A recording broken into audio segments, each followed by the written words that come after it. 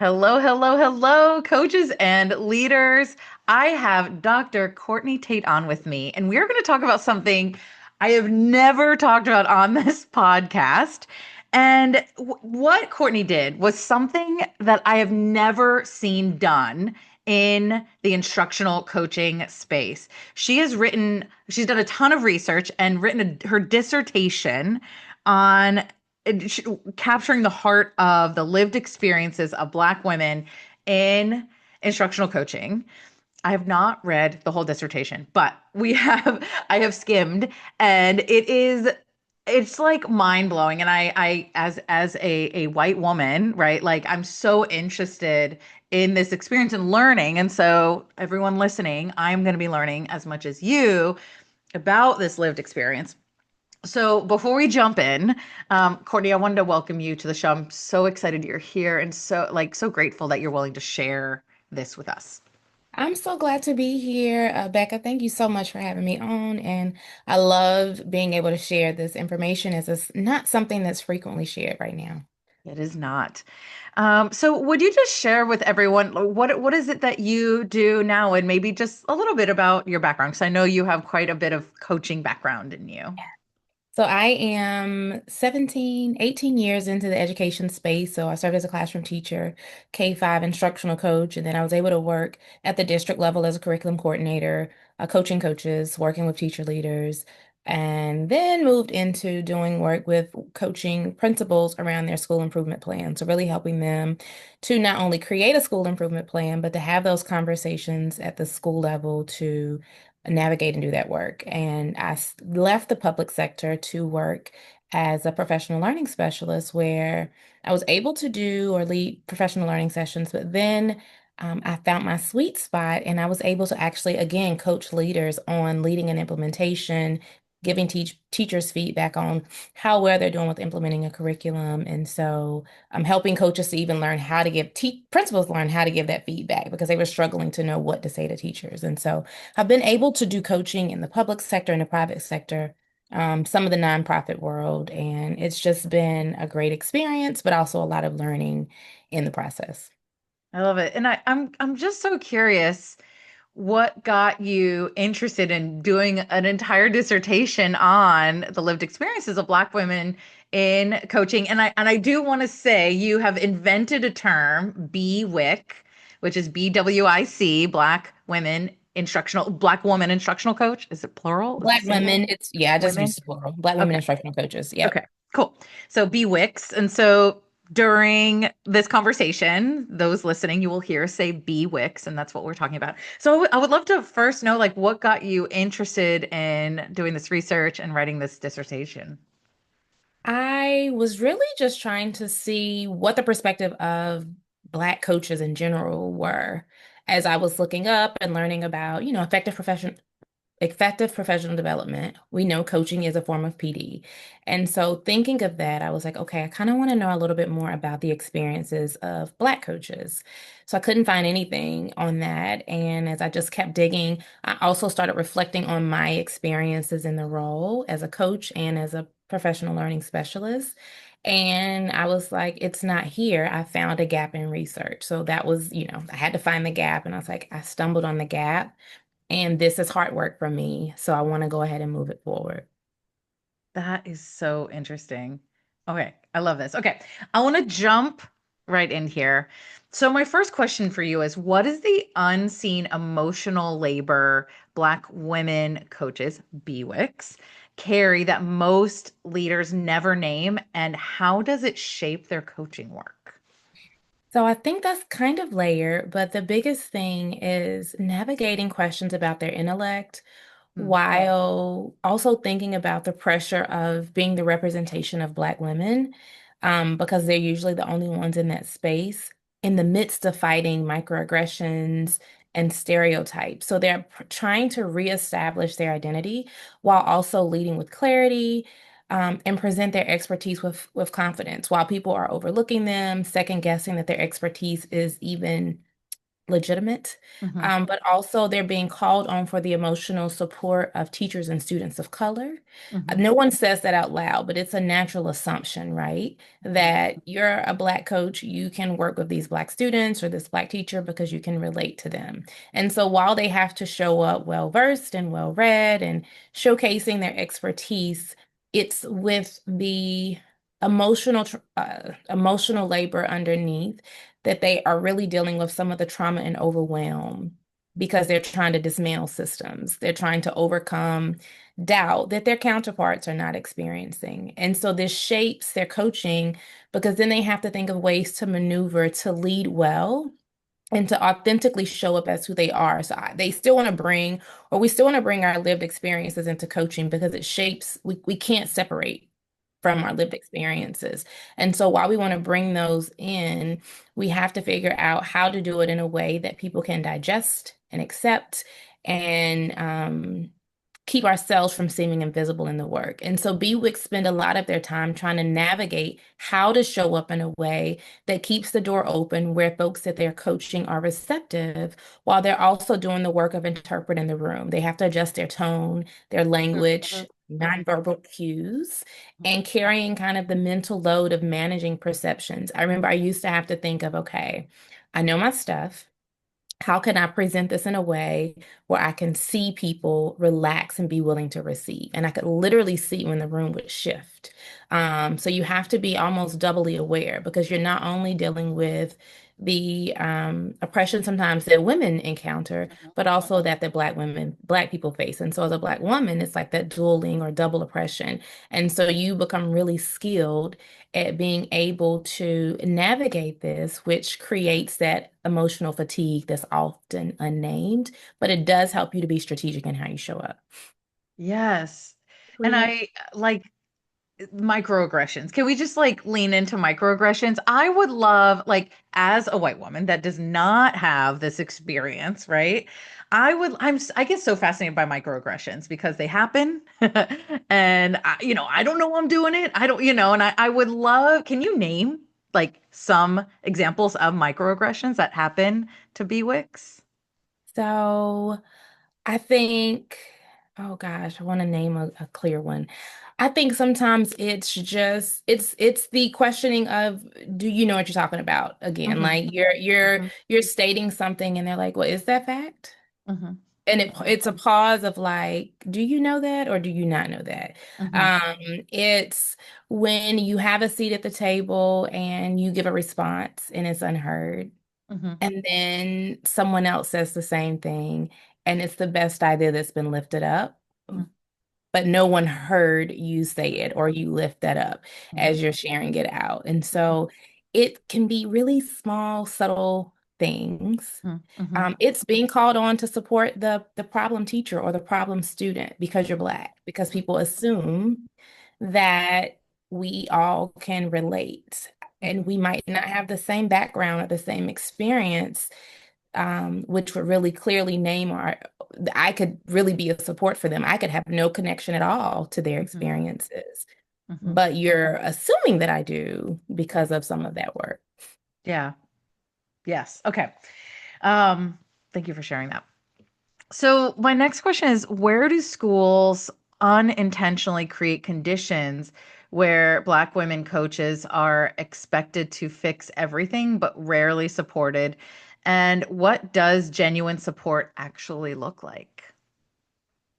Yes. So I feel like BWICS, there's always a point of tension for coaches in general when there's no role clarity, Hmm. Yeah. right? Hmm. And so think about when there's no role clarity, but I'm being judged immediately just when I walk in the room based off of my skin tone. Hmm. And so you might create bad conditions if you don't have a coaching culture in your school. It Hmm. just adds another layer that they have to deal with.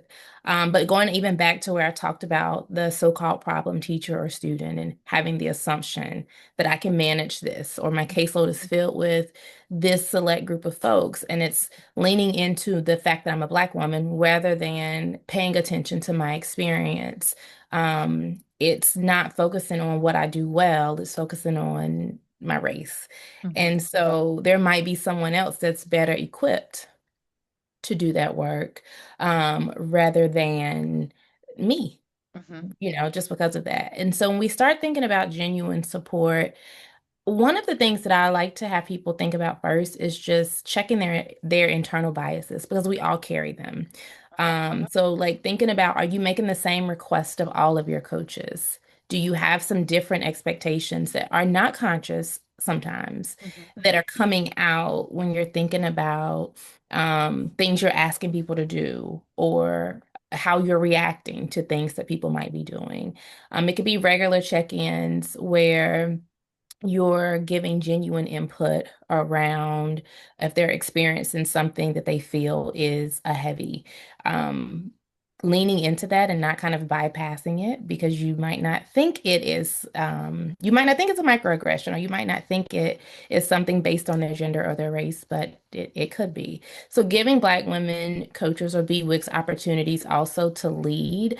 I think when they're able to lead and be seen and visible as leaders in the building, it establishes and solidifies their leadership and their expertise. And so the questioning of that can lessen because they are being positioned as a leader, they're being positioned as an expert, and the principal isn't letting people mom and pop and undermine their authority when they step into the space. And so I think when you're able to do some of that, it helps, but also like support networks. I know that will be something unofficial.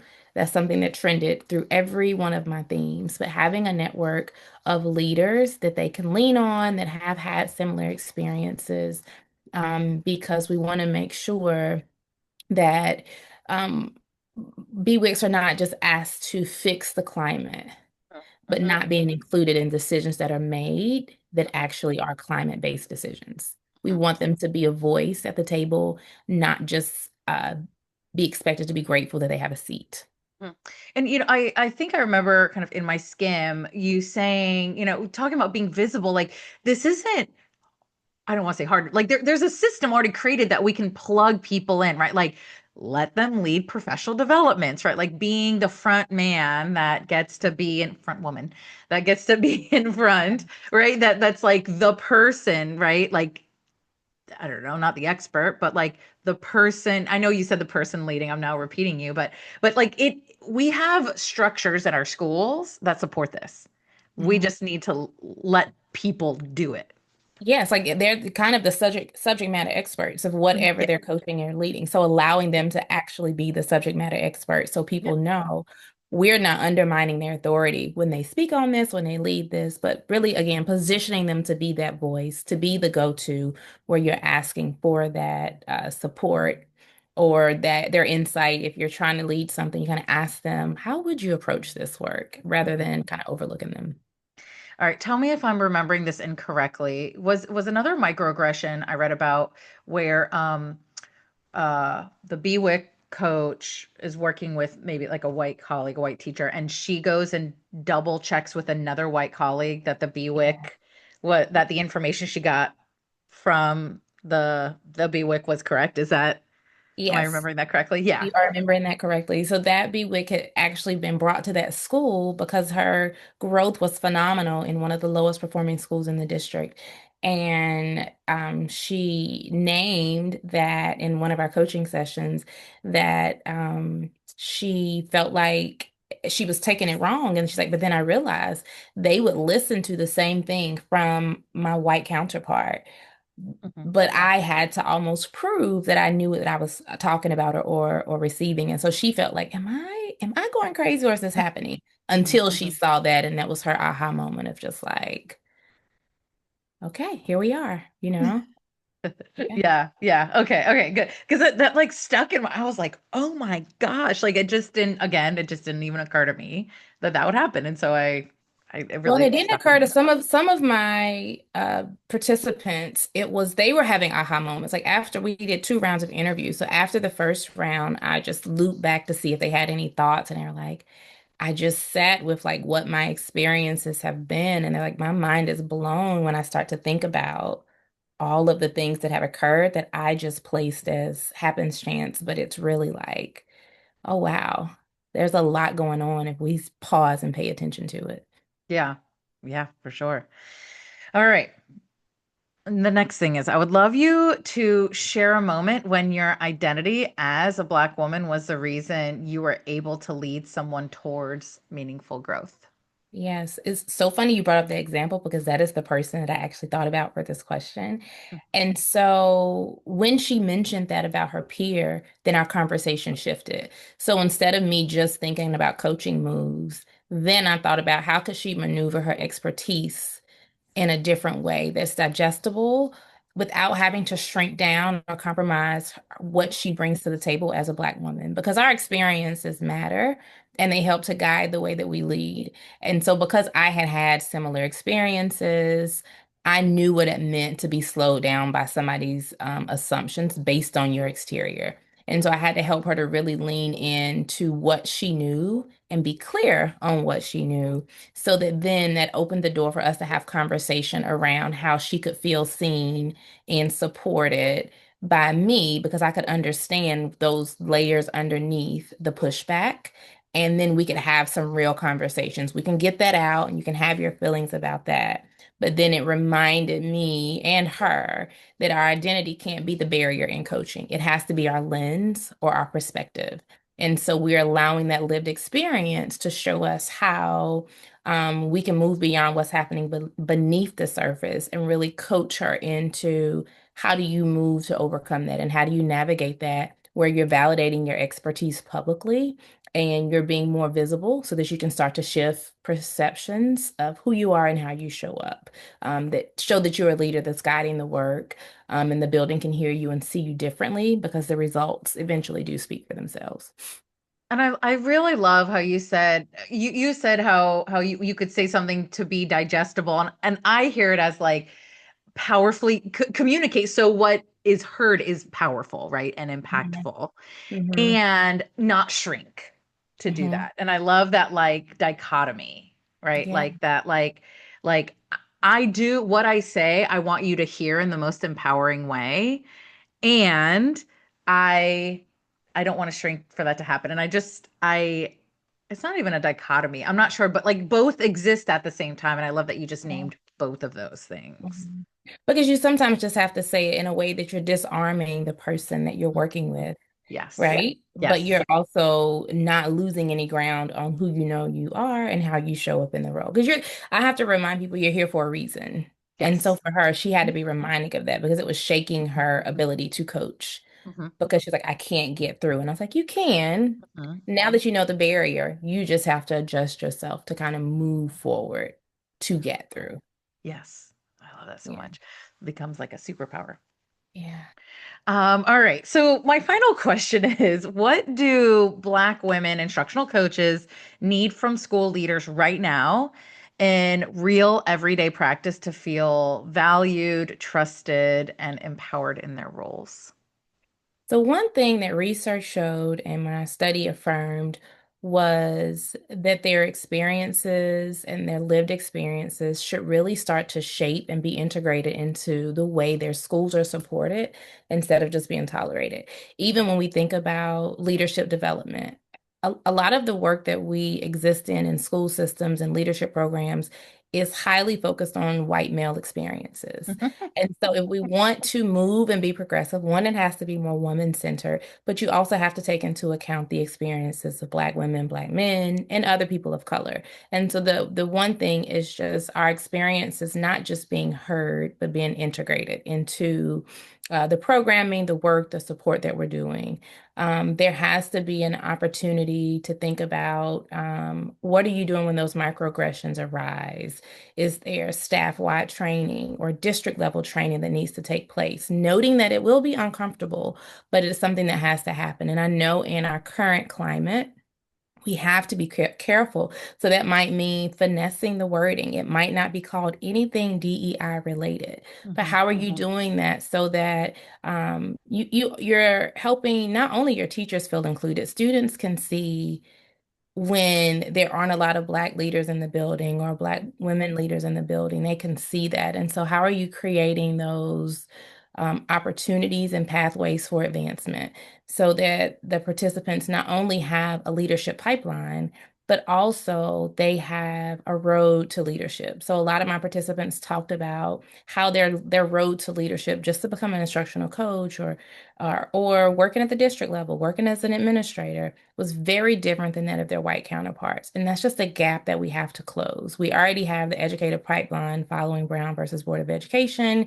is much smaller. There was so much damage done to Black leaders as a result of that that we do not talk about. And so we're still recovering from that. And so, what are ways that we have mentoring partnerships or leadership pipelines, support networks that really could be in place so that they don't have to navigate this alone? The people before them have experienced the same microaggressions. It's not new, but they've navigated it. So, having someone who's experienced this and having leaders willing to provide this type of support. Sometimes that's unofficial, right? But that helps the Black women coaches or BWICs feel supported, valued, trusted, so that they can be primed in a position to feel like they are leading in a way that they were trained to be able to do without having to focus on navigating all those barriers. Mhm. Wow. I love that. So you've written a book, right? I have. I wrote, Show us the I book. Those of happen you to watching have on it here. YouTube. Okay. I have a book. It's entitled Unseen Yet Essential, a resource for Black women instructional coaches, BWICs. And so this book really takes my dissertation and makes it something more practitioner friendly. So that not only Black women instructional coaches or BWICs can hear it, but even allies can kind of look at this and Mhm. see some of those Yes. ideas around this is what the experience feels like. And then there's literally a chapter in there kind of talking to leaders and or allies around these are some things that you can do to support that work.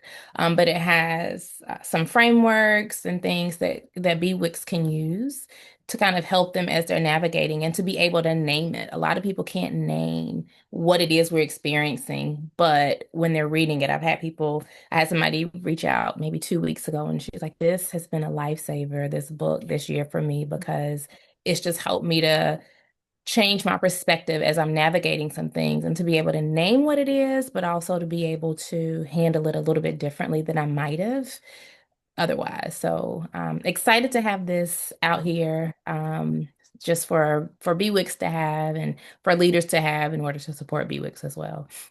I love it. I love that this book exists and that your work exists out in the world.